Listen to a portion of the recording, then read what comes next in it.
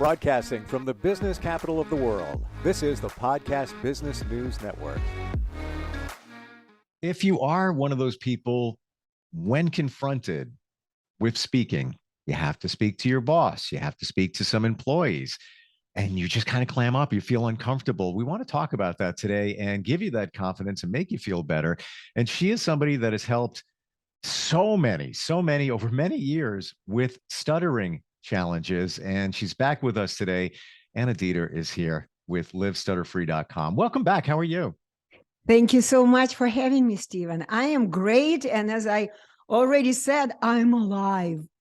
She's alive. What's going on? Life. She's alive. What's better? What's better than being alive? I really want to dig into the misconceptions that many people have of what stuttering is. And when we say that word, I know right away something clicks in your brain and you have this picture of what a stutterer is. What is a stutterer? Somebody who stutters.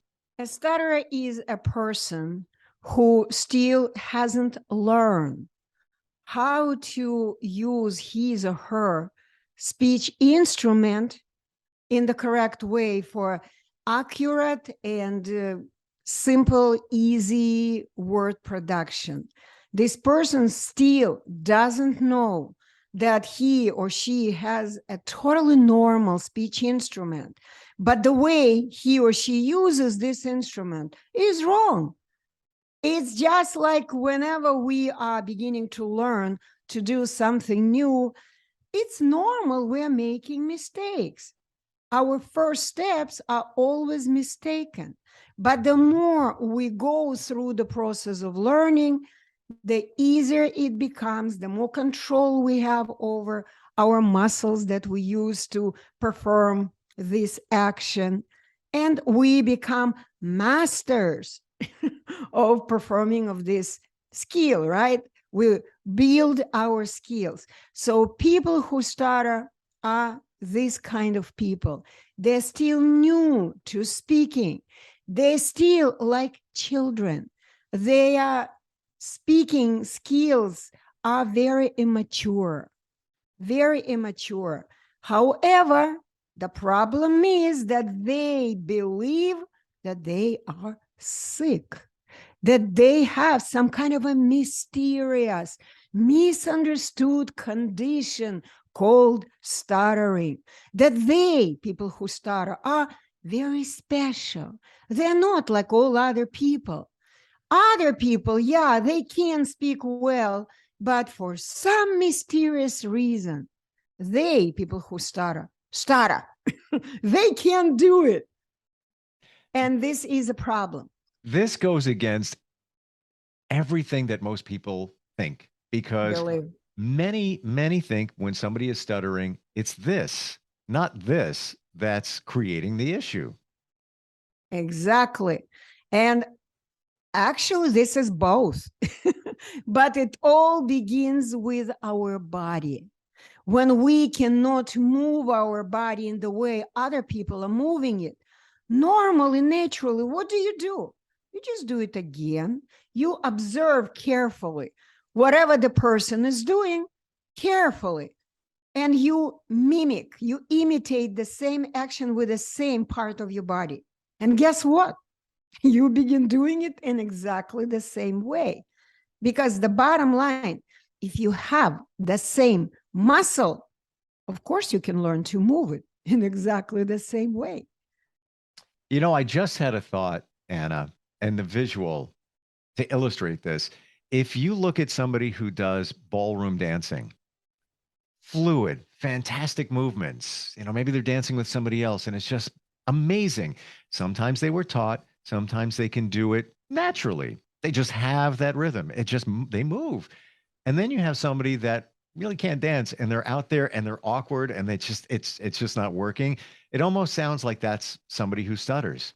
Exactly. You know what? I'm glad you mentioned that, because I actually have had a whole video that I recorded after I recorded myself while I was giving speech at Toastmasters International. The title of my speech was "Speech is a Dance." Look at that. Someone who isn't you watching YouTube videos, just go Speech is a Dance and Deeter at Toastmasters International and listen to this video, because this is exactly right what you said and what you have described about a person who is awkward, who is moving like in a weird way. You just described me when I first joined the gym and I joined the club for Zumba. Mhm. I've been doing it for several years already. And now I'm very much fluid when I am dancing, when I am doing Zumba. But the moment our instructor brings the new choreography, I immediately turn into a stutterer. Immediately, I don't know what to do. My legs are strangled. Tangled. Right. My arms go who knows where. Okay. So I become a stutterer because my muscles do not have the memory of the movements. And the moment I have learned the movements of my muscles, my muscles gain this memory, I become fluid. That's it. So speaking is instrumental, and this is so important to understand.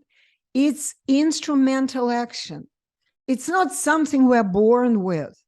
It's something that we get through genes. It's instrumental.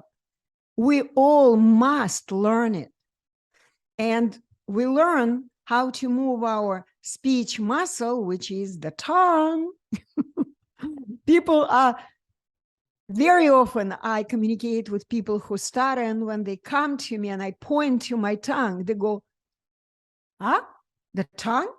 Yeah, guess what? This is the only muscle we use when we speak, the tongue." So this is why the moment your tongue gains the memory of the movements for each and every word, that's it. These movements will never change. You just need to move and move and move your tongue again and again, again and again, and fall in love with speaking. Why is it that some people can speak very clearly, fluidly, no training whatsoever, and others have challenges? It's a very simple answer. Why is it some people can swim fluidly, no training, just drop them in the water and they swim? Does it happen, actually? And other people, Now, wait, it depends on how you look at that. That you can take a baby and it will instinctively know what to do more times than not to bring itself up and exactly. But again, the question is this: why is it that there are 90-year-old people who don't know still how to swim, but at the same time, the baby can swim no problem?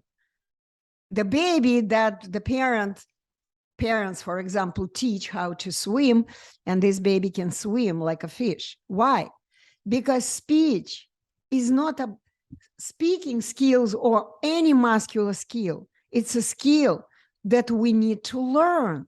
The more time we repeat this movement, we build all the neuron connections in our brain, la, la, la.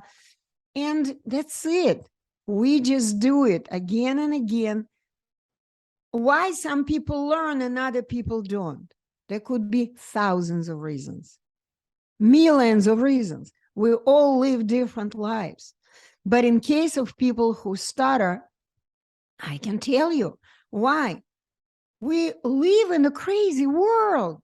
There are wars around, there are bombs exploding. People are just do all kinds of strange things today. Parents do all kinds of strange things with their children. I just recall the time when I once was involved in the Facebook discussion, and it was the group where parents were complaining about their children being diagnosed with a speech delay. And I remember one mother wrote, "I don't know why my child has been diagnosed with a speech delay." And I immediately asked her, "How much do you spend How much time do you spend with your child talking to your child? Mm. How much do you sit down at the dinner table like we did in the old times and talk to each other? Or do you buy speaking devices to your child? Does your child look cartoons and imitate cartoons where characters speak with a high-pitched voice? And then they say, why my child sounds like autistic child? Why? Because he imitates cartoons. He doesn't hear a normal speaking around. I mean, you see how I jump from one topic to another topic because it's so much today. If you are lucky and you are born to the family where your parents speak well, when there is no fear in your family that it's going to be explosion somewhere or something terrible will happen, then of course you're going to be looking at your parents and imitating the movements of your parents' tongue. And that's it. You will never grow up and believe that you may be sick called stuttering. You may have an incurable sickness called stuttering. You will never even know about it. But if you're not lucky, you're born to the family that doesn't even have time for a child. Now, Anna, it is possible that somebody had parents who were very vocal. They always spoke with their children. They spoke very well. Mom and dad, fantastic. Sounds great. It is possible that their child could have a stuttering issue, correct? Of course. And I think I've talked about it last show. The truth of the matter is all children are stutterers. All, no exception. Because stuttering is what? Immature skill to say words accurately with ease. It's immaturity. So a child is born with empty memory here, empty memory here. A child doesn't know anything. And a child begins to learn. And the first thing he does, makes mistakes. Here is the parent's role, to be the best role model for your child. And never ever tell your child, shut up, you're too noisy. I think we've talked about that, right? Sure. Before. Or, for example, if the mother and the father are PhD professors at the universities, they've been lecturing, they've been talking for the whole day, they're perfect speakers, la, la, la. And then they come home and they go, you know what, leave me alone. I want to rest. And the child, mommy, daddy, read me the book or talk to me. You know what, go watch cartoons, go watch TV or something. And the child again gets the message. My mommy and daddy don't want me to speak. They want me to be quiet. And children always want to please their parents. And then in this kind of families, yes, it's possible. Mommy and daddy speak well, but the child doesn't speak. He doesn't develop his speaking skills. Never That's had an it. opportunity. Yeah, no opportunity. And then when opportunity comes up, a parent wants the child to speak like them. Exactly. Okay. Oh, I had that visual just as you said that. Okay, the child never has the opportunity to speak. And then let's say it's a holiday dinner. Honey, here, read this passage from this holiday book for everybody. And the child is either petrified or stumbles through it. And then it becomes awkward. Everybody can't understand why Junior can't read or speak clearly. And then it's on them. But it's really the parents that were telling Junior, be quiet until that moment. Yeah, you're absolutely right. And I would love to talk about reality today. Sometimes it's really hard to talk about it because people get this so-called cognitive dissonance. When I talk about it and when I share this information, people simply go, no, this is not true because it doesn't fit my mindset. It just does not. I mean, cannot be true. And I'm talking about one of my books. Okay, I would love to explain that the whole idea of stuttering has been invented. And I know exactly in what year, when it was invented. Stuttering as a sickness, some kind of mysterious sickness. And those of our listeners who cannot see me holding the book, I'm going to just tell you that I have a book called A Tale of Two Geniuses in Stuttering, how one Russian genius invented and the other one debunked the false stuttering illness. This is the reality. And what's interesting is that if you do not understand Russian, if you do not read Russian language, you will not be able to find this information in English language. Because I stumbled on this truth when I studied the documents, historical documents that I was able to get to in Russian language. So here is a simple truth. Stuttering as a mysterious sickness has been invented in 1889.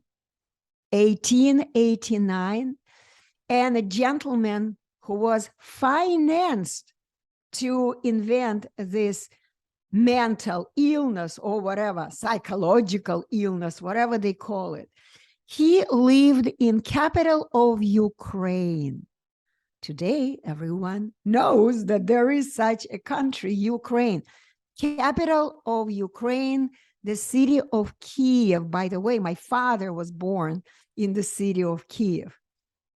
Okay, so, and back then it was the capital of Russia, but people don't even know that.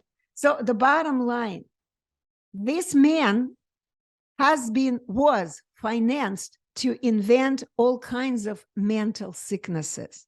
Stuttering was one of them. He created this idea that lack of a skill to move the tongue for accurate word production could be a mysterious sickness. He did it. And then, I mean, I want you to download this book from my website, livestutterfree.com. Download it and read it. You are going to be blown away with the way it was done 140 years ago almost. Okay, a long time ago.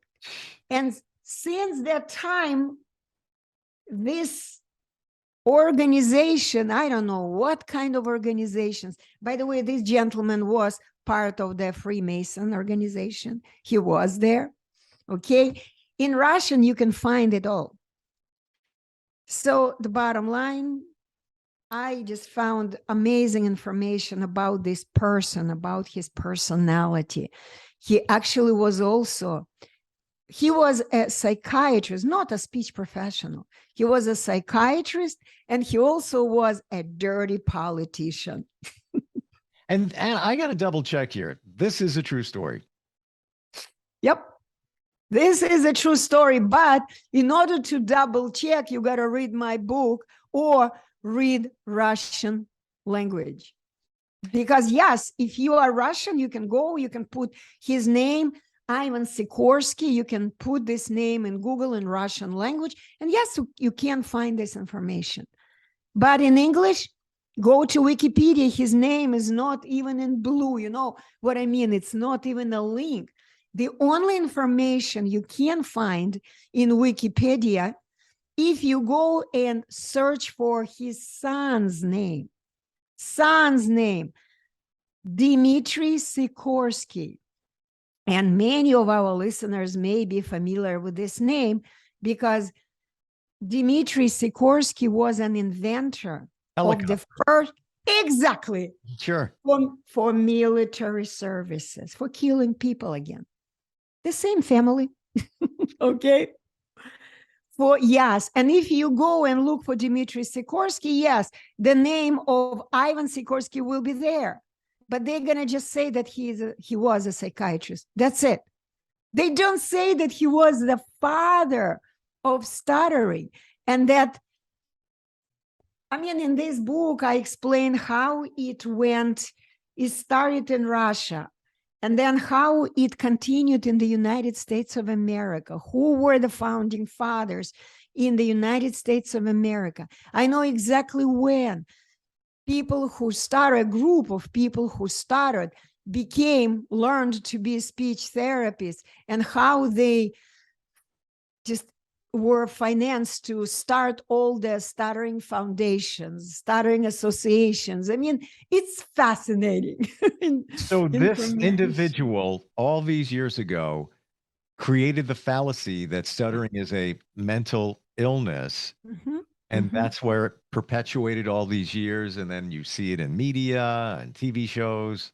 It all started there. Yeah, it all started there. 1889. I know exact year. Of course, people who wouldn't be speaking well, they've been around. I mean, always, because it's a skill.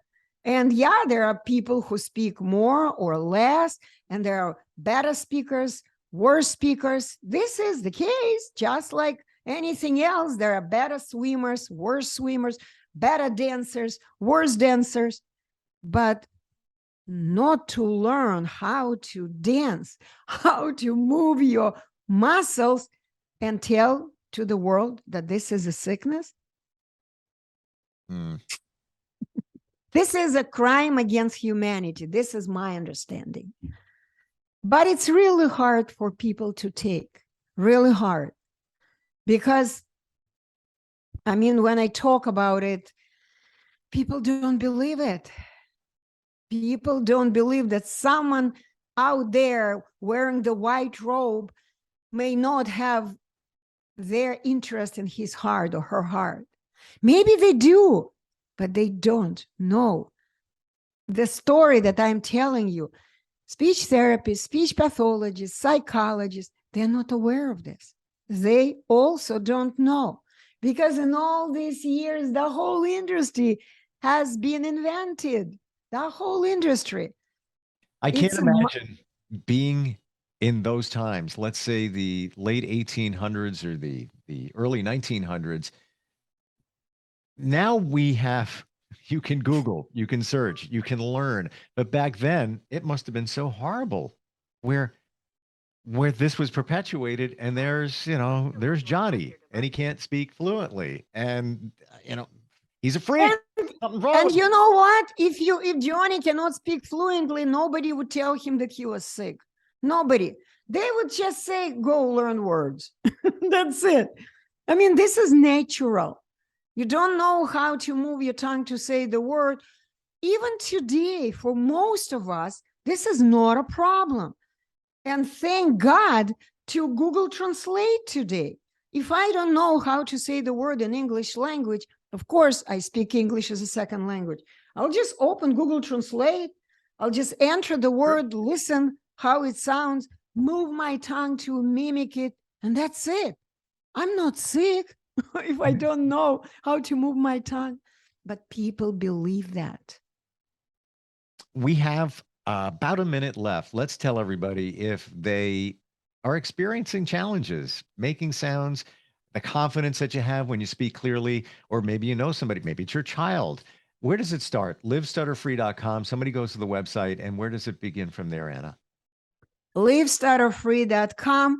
Everywhere has the little link where it says, watch the webinar. Watch the webinar.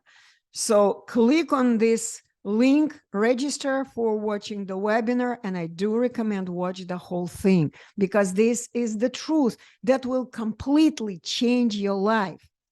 And after watching the webinar, the system will take you to my scheduling page. You can schedule a video call. This is very important. video call where I can look at you, I can determine what your blocks are and direct you to the right path to your starter-free life forever in only 3 days. Fantastic. And what we said earlier in terms of the ballroom and the analogy there, make your tongue dance. It's really what it is.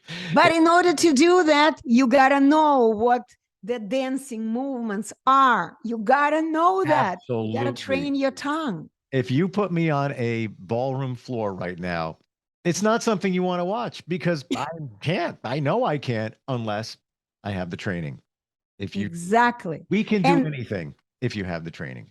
And the feelings people have when they are put on spot, let's say even on the dance floor and everyone is watching, people feel awkward. People don't feel really comfortable. This is the feeling all people who stutter have. 100%, especially when you got to speak in front of somebody or a group of people. And they call it a sickness.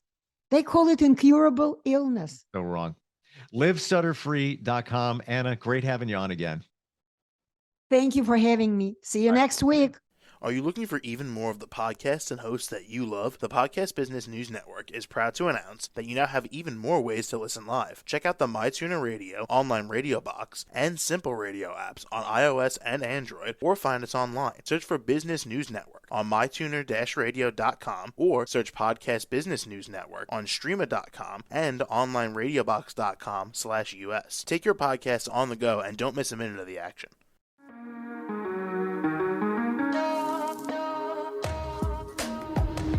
Broadcasting from the business capital of the world, this is the Podcast Business News Network. For nearly 2,000 severely injured veterans, everyday life has become filled with barriers. Day-to-day simple tasks can become pretty daunting. I have to carry my chair up 2 flights of steps or have somebody do it for me. What scares me the most is just the falling. When I'm struggling with my house, I think, to have that one great barrier just knocked down, it's crucial. Home for Our Troops is a wonderful nonprofit that builds a mortgage-free, fully adaptive, handicap-accessible house. And there's no catch. It'll be our very first home that we've ever owned. This is a game changer. This is where your life begins again. We need you to join us in completing this important mission. Please visit hfotusa.org and help build homes and rebuild lives. Because of you, everything's going to be okay.